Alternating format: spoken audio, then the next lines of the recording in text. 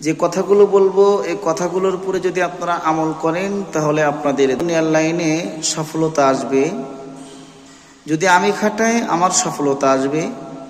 যদি কথাগুলো আপনারা কাজে লাগান আপনাদের ক্ষেত্রে আপনাদের কাজে লাগবে। আমি যদি আমার ক্ষেত্রে কথাগুলো কাজে লাগাই তাহলে আমার সফলতা আসবে। দুনিয়ার লাইনে কথাগুলো কাজে লাগালে দুনিয়ার লাইনে সফলতা আসবে, আখেরাতের লাইনে কাজে লাগাইলে আখেরাতের লাইনে সফলতা আসবে। এজন্য কথাগুলো খুবই গুরুত্বপূর্ণ, শুধু আজকের জন্য না, যে কথাগুলো ওস্তাদ জামানায়ও প্রয়োজন, ছাত্র জামানায়ও প্রয়োজন, হুজুরদের জন্যও প্রয়োজন, সাধারণ মানুষদের জন্য প্রয়োজন, সবার জন্যই গুরুত্ব অপরিসীম।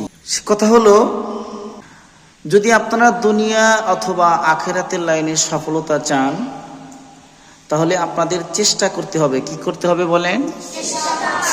চেষ্টা মুজাহাদা করতে হবে। যদি আপনি দুনিয়া চান, দুনিয়ার লাইনে যদি মূল্যবান সময়গুলো নিয়ে চেষ্টা করেন দুনিয়ার লাইনে বড় হবে। যদি আখেরাতের লাইনে মূল্যবান সময়গুলো নিয়ে চেষ্টা মুজাহাদা করেন তাহলে আখেরাতের লাইনে বড় হবে। আল্লাহ পাক রব্বুল আলামিন কোরআনের ভিতরে বলেছেন, কি বলেছেন? ওয়া আল্লাইসা লিল ইনসানি ইল্লা মা সা। মানুষ তাই পায় যা সে চেষ্টা করে। মানুষ তাই পায় যে বিষয়ে তার মূল্যবান সময়গুলো ব্যয় করে।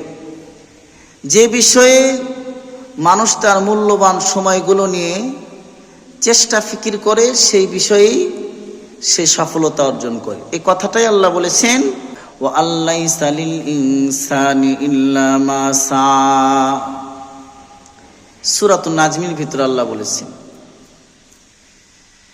সূরাতু আলাম নাশরাহ এর ভিতরে আল্লাহ বলেছেন, কষ্টের পরে শান্তি আছে। কষ্টের পরে কি আছে? কষ্টের পরেই শান্তি আছে।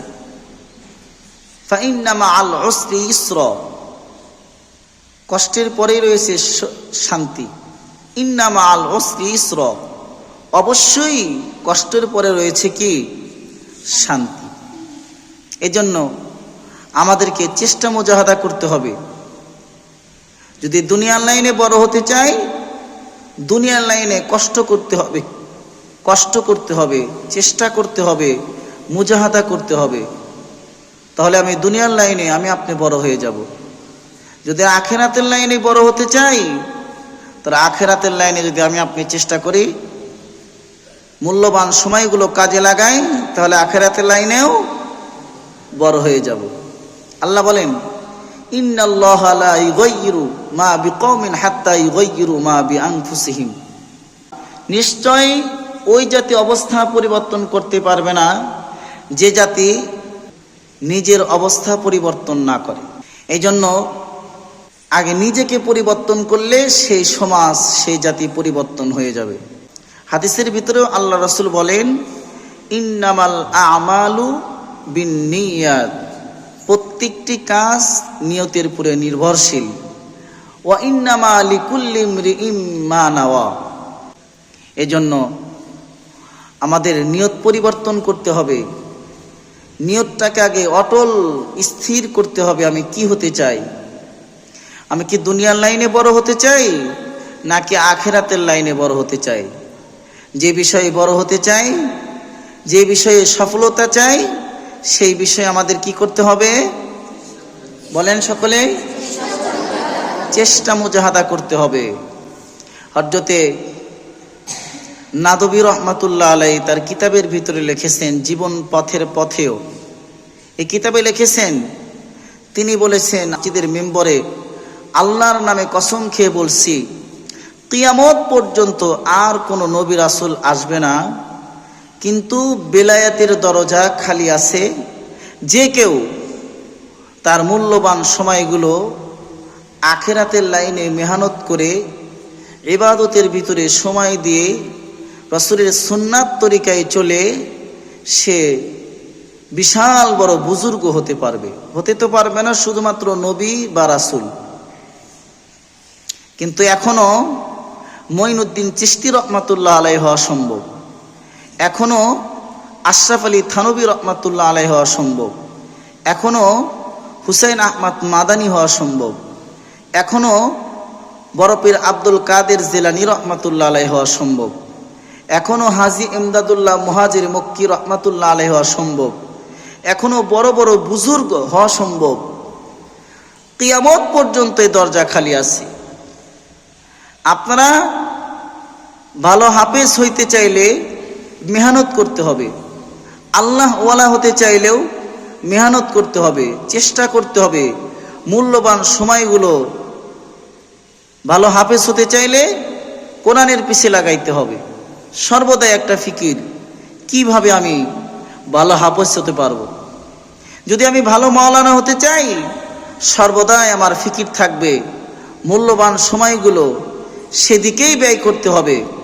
অযথা আমাদের সময়গুলোকে কি করা যাবে না, নষ্ট করা যাবে না। যদি দুনিয়ার লাইনে বড় হতে চাই, তাহলেও আমাদের মূল্যবান সময়গুলো কি করতে হবে, দুনিয়ার লাইনেই কাজে লাগাইতে হবে। আপনি যদি আখিরাতের লাইনে বড় হতে চান, আখিরাতের সফলতা চান, তার আখিরাতের লাইনেই আপনার মূল্যবান সময়গুলো কি করতে হবে, ব্যয় করতে হবে। আল্লাহ বলেন, আল্লাযীনা জাহাদু ফীনা লানাহদিয়ান্নাহুম সুবুলানা। যদি আখিরাতের লাইনে বড় হতে চান, সফলতা চান, তাহলে চেষ্টা ফিকির করেন, আল্লাহ পাক রব্বুল আলামিন আপনাদেরকে আখিরাতের লাইনেও কি করবেন, বড় বানাইবেন। একটা প্রবাদ আছে না, মান জাদ্দা ওয়াজাদা, যে চেষ্টা করে সে সফলতা অর্জন করে। চেষ্টা করেন। আপনাদেরকে এমন একটা ঘটনা বলবো, যে ঘটনাটা আমরা ছাত্র জামানায় ছোট্ট কিতাবের ভিতরে পড়েছিলাম। ঘটনাটি হলো বাদশাহ তৈমুর, নাম শুনছেন? বলেছিলাম একবার। এই বাদশাহ তৈমুর সে ছিল একজন মুসলিম বীর। সে ছিল একজন মুসলিম কি বীর, সে ছিল একজন মুসলিম বীর। এই বাদশাহ তৈমুর সাহেব, উনি একজন বীর ছিলেন, উনি একজন মুজাহিদ ছিলেন।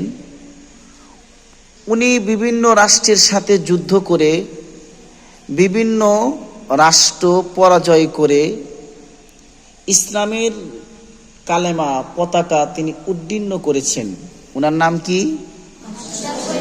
বাদশাহ তৈমুর। উনি বিভিন্ন রাষ্ট্রকে পরাজয় করে তিনি বিভিন্ন রাষ্ট্র তিনি নিজের করায়ত্ত করে নিয়েছেন। কিন্তু তিনি এমন একটি রাষ্ট্রে চলে গেছেন, তাদের সাথে যুদ্ধ করতেছেন, কিন্তু যুদ্ধে পারতেছেন না। সৈন্য সামন্তর সৈন্যগুলো মারা যাচ্ছে এবং কেমন জানি পরাজয়ের ভাব বোঝা যাচ্ছে। তখন তিনি চিন্তা করতেছেন, কি করা যায়।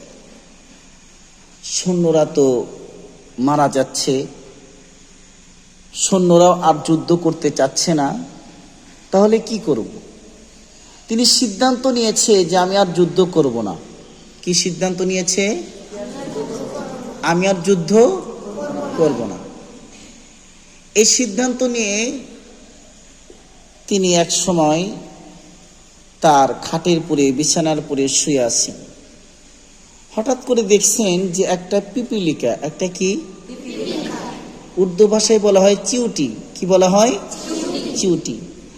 এই চিউটিটি দেওয়াল ঘেঁষে ঘেঁষে একটি মুড়ির দানা বা এ জাতীয় কিছু নিয়ে সে ছাদে ওঠার জন্য চেষ্টা করতেছে। একটা কি, জোরে বলেন, একটা কি? ছোট্ট একটি কি পিপিলিকা। একটু ওঠে আবার পড়ে যায়, আবার একটু ওঠে পড়ে যায়, আবার দানা নিয়ে আবার ওঠে। আবার প্রথমবার যে উঠেছে, দ্বিতীয়বারে তার চেয়ে একটু কি বেশি উঠেছে, আবার পড়ে যায়। দ্বিতীয়বারের চেয়ে আর একটু বেশি উঠেছে, আবার পড়ে যায়। এভাবে একবার, দুইবার, তিনবার, চারবার, পাঁচবার, ছয়বার, এভাবে একের থেকে 27 বারের বেলায়, কয়বারের বেলায় বলেন? 27 বারের বেলায় এই পিপিলিকাটি তার ওই দানা নিয়ে ওয়ালের নিচ থেকে নিয়ে উপরে নিয়ে যায়। সুবহানাল্লাহ। এই ছোট্ট একটা পিপিলিকা, সে একবার পরাজয় হয়ে কি হয় নাই? ক্ষান্ত হয় নাই, ঘাবড়ায়া যায় নাই। তিনি এই পিপিলিকাটি চেষ্টা করেছে, এমন চেষ্টা যে আমার জান যাক অথবা থাক, আমি আপ্রাণ চেষ্টা করে হলেও আমি এই মুড়ির দানা বা এই দানা খানা আমি ছাদের পুরে উঠাবই। 20 বারেও সে ঘাবড়ায়া যায় নাই, পেরেশানি হয় নাই। তিনি তার টার্গেট হাসিল করার জন্য কি করেছেন? চেষ্টা করতে ছিল এই পিপিলিকা। বাদশা তৈমুর দেখলো একটা ছোট একটা পিপিলিকা, এই ছোট একটা পিপিলিকা যদি একবার থেকে একবার নয় এই দানাটি ছাদের উপরে উঠানোর জন্য 1 থেকে 27 বার পর্যন্ত চেষ্টা করেছে, পরিশেষে সে চেষ্টার ফল পেয়েছে। কয়বারের বেলায়? আরো জোরে বলেন, কয়বারের বেলায়? 27 বারের বেলায়। বাদশা তৈমুর বললেন, তাহলে একটা পিপিলিকা যদি সে যদি ঘাবড়ায় না যায়, সে যদি চেষ্টায় সফলতা করতে পারে, তাহলে আমি আশরাফুল মাকলুকাত হয়ে কেন পারবো না? আমিও অবশ্যই বেঈমান কান্ট্রিদের সাথে যুদ্ধ করে আমিও বিজয়ী হতে পারবো। সুবহানাল্লাহ। তখন বাদশা তৈমুর সাহেব বললেন সৈন্যদেরকে, আমি নিজেও প্রচেষ্টা করে বেঈমানদের সাথে লড়াই করব, তোমরাও সমস্ত সৈন্য সমস্ত শক্তি দিয়ে বেঈমানদের সাথে লড়বা। বাদশা তৈমুর যে সিদ্ধান্ত, যে ফিকির, সেই সিদ্ধান্ত নিয়ে তিনি তাই করলেন। নিজেও চেষ্টা করলেন, সৈন্যদেরকেও আপ্রাণ চেষ্টা করে যুদ্ধ চালিয়ে যেতে বললেন। পরিশেষে বাদশা তৈমুর সেই রাষ্ট্র বিজয় করে নিলেন।